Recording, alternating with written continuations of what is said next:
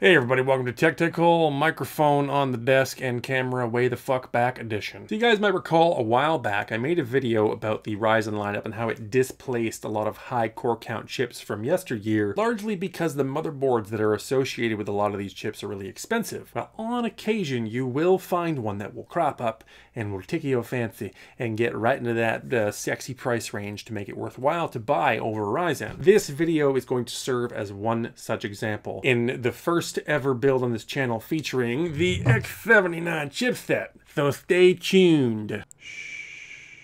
Okay, before I dive into the building and the boring part, let's go over the part list, which is of course what you all are watching for. So we'll start with this beautiful motherboard, CPU, and RAM combo. I've already mounted the cooler because this is easier, and it's just, I take embarrassingly long to install these things. I don't want you guys to see that. Anyway, what we have here is the Asus P9 X79 Pro motherboard, and we have 16 gigs of RAM across 4 sticks, so 4 gigabytes each, and a 3930K Sandy Bridge 6-core 12-thread under the hood. So nice little combo that will be very competitive to something like the R5 1600 even today. The package as a whole, minus the cooler, cost me 300 Canadian dollars. That includes the 16 gigabytes of RAM and the processor. Now the motherboard alone will usually run between $200 and $250 depending on where and when you look. So this is obviously a fantastic deal for the performance that it offers. Anyway, speaking of the cooler I actually just bought right now. This video was going to come out on the Saturday that it would usually be scheduled to be released, but I had to wait until what will be the Sunday. I'm filming now on Saturday because I didn't have a cooler that was suitable for the LGA 2011 socket. And so I found a guy who is getting rid of this bad boy right here. I don't know how well you can see that. This is the Cooler Master. I think it's called the Master Air Pro 4. I don't know. Cooler Master, it's like all tech companies, they're shit at naming their products. Anyway, this is a 212 comparable cooler that's just a little bit higher end. The fan on it is beautiful. Definitely worth a price premium. It retails for 60 bucks here in Canada before taxes and shipping, which is definitely not good for a 120 millimeter sized air cooler that's not particularly thick. Definitely not a good value, but I picked this up for $30 from a dude who was looking to get rid of it, being that he just got it as a gift and had no use for it. So my win, his win, and whoever bought it in the gift's loss, I guess. Moving on, let's take a look at storage now. So not much to say here. A 500 gigabyte Samsung 850 EVO I picked up a while ago. This was actually one of the drives I use for personal use, although I cannot tell you which system it was in. Might have been in my TV PC for a while. Anyway, 150 bucks I picked this up for. Pretty standard deal for a secondhand SSD of this quality. Maybe a little less than what you would usually pay these days, because we all know that SSD prices have sort of, at the very worst, stagnated and actually gone up if you account for inflation and things like that since a couple of years ago. So definitely not a bad deal. And next up we have the graphics card. And the graphics card you may recognize, I bought 3 of these a while ago. This is an R9 290X, and it's a Sapphire Tri-X edition, reference PCB though, not the custom PCB, I'm pretty sure. And I bought 3 of these a while ago, as I said, and I paid $183 for it, more or less. I think it was like 500 and whatever that math's into, like 500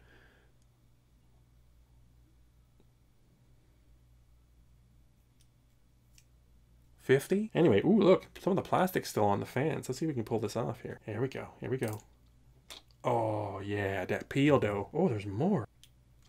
Yeah, number 2. Third one's still on? It is. Oh, my goodness. Yeah. Anyway, the 290X is a decent performing card. It's analogous to Polaris 10, fully unlocked. So it's, you know, like your RX 480, 580 in terms of performance. But significantly cheaper because it's a more juice-hungry card, and it doesn't quite fit into the hash per second sweet spot that's drawing all Ethereum miners into the GPU market and fucking the rest of us. And I had it from before, so if I were paying for this now, based on how sort of prices have been pulled up by the Ethereum craze, I might not be able to get this for 183 bucks Canadian funds, but luckily it was from my back stock, so yay for forward thinking. Next, to power the whole thing, we got ourselves an EVGA 600B, if you guys can see that.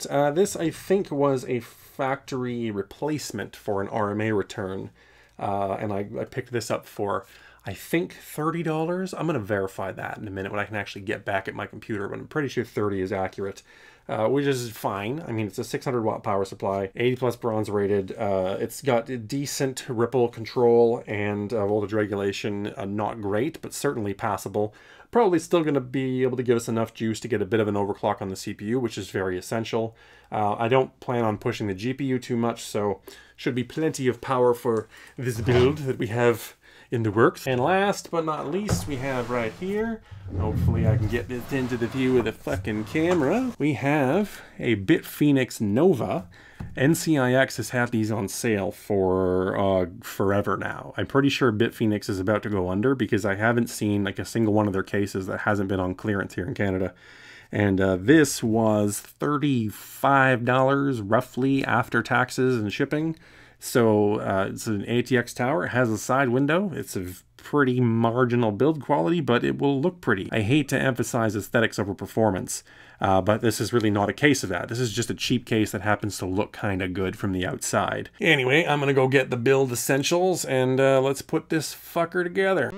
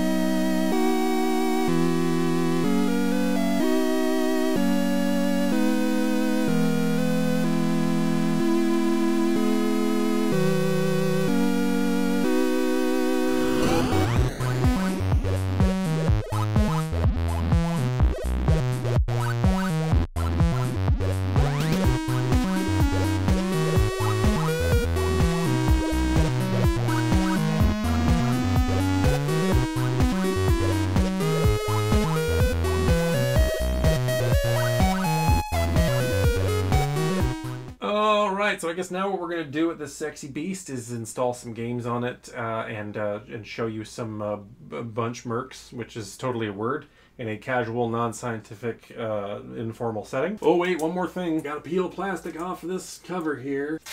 Yeah! Oh, there's another one. Alright, round two. Yeah. Oh, look at that. Beautiful. PC. Good. Okay, basics first. I didn't want to overclock this chip too far because it is obviously significantly older, as is the motherboard. So I kept it to a conservative 4 gigahertz with a 50 millivolt undervolt, in fact. And being that we're pairing it with a 290X, I don't think CPU bottlenecking is going to be much of a problem. Speaking of the 290X, I left it at stock because you can't really get that much out of 290Xs beyond stock settings. The power you have to actually push through them to get any sort of a bump really just isn't worth it. And speaking of power, the overall power consumption of this system with CPU and GPU both utilized at 100% was around 550 to 590 watts from the wall. Being that this is a 600 watt unit in terms of DC output, that means we still had a good 20% of headroom. So if you did have a better cooler on that CPU and you did want to push the GPU a little bit more, you probably would have sufficient room to do so, although not too much. This is not really a power supply designed for extreme overclocking anyway. Anyhow, I'll shut up now and let you guys look at the benchmarks.